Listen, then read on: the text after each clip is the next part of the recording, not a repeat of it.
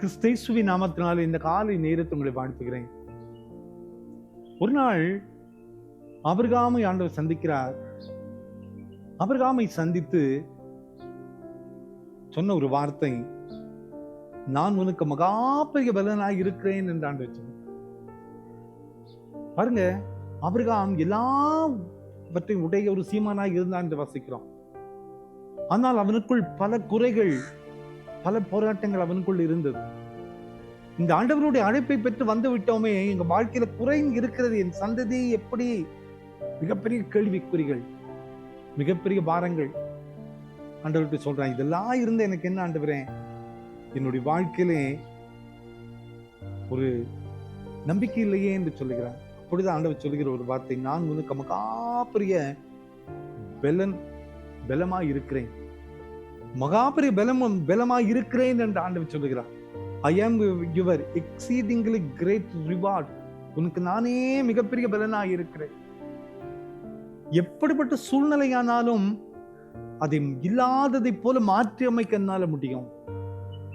எப்படிப்பட்ட குறைகள் இருந்தாலும் முடியாததை கூட முடிக்க செய்கிற ஆண்டவர் நான் என்று ஆண்டவர் சொல்லுகிறார். மிக பெரிய பலனாய் இருக்கிறேன்.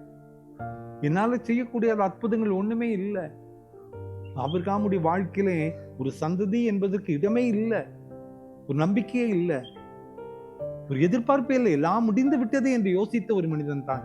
ஆனா ஆண்டவர் சொல்லுகிறார், நானே உனக்கு பலனா இருக்கிறேனே, உன்னை ஆசீர்வதிக்க முடியும், உன்னை பலப்படுத்த முடியும், உன் சந்ததி பெருக்கனால முடியும். ஒருவேளை இந்த சூழ்நிலையில ஆபிரகாம் விசுவாசித்தான். கர்த்தர் அவருடைய விசுவாசத்திற்கேற்ற பிரதிபலனை கொடுத்தார். அன்பான குடும்பத்தின் மக்களை, இன்னைக்கு கூட நம்ம வாழ்க்கையில நிறைய காரியங்கள்ல முடியாதுன்னு சொல்லி நம்ம யோசிச்சுட்டே இருக்கோம்ல. நிறைய காரியங்கள் ஒண்ணுமே நடக்காதுன்னு சொல்லி நாமும் சோர்ந்து காணப்படுறோம்ல. இதெல்லாம் முடியுமா? இதெல்லாம் நடக்குமா? இதெல்லாம் எனக்கு கிடைக்குமா? இந்த வேலை எனக்கு கிடைக்குமா? இந்த கடன் பிரச்சனை என்னால் தீர்க்க முடியுமா? இந்த வியாதி வந்துருச்சு, இதுல இருந்து நான் மீண்டு வர முடியுமா? இதுல இருந்து என்னுடைய வாழ்க்கை ஓட முடியுமா? என் பிள்ளைகளுடைய வாழ்க்கை உடைந்து போய்விட்டதே, இது எப்படி சேரும்? இப்படிப்பட்ட பல கவலைகளோடு இந்த காலை நேரத்துல நம் கலங்கி இந்த புதிய நாளை ஆரம்பித்திருக்கலாம். ஆண்டவர் சொல்லுகிறார், நான் உனக்கு மகா பெரிய பலனாய் இருக்கிறேன். எந்த அற்புதமும் என்னால செய்ய முடியும், எந்த அதிசயத்தை என்னால செய்ய முடியும்.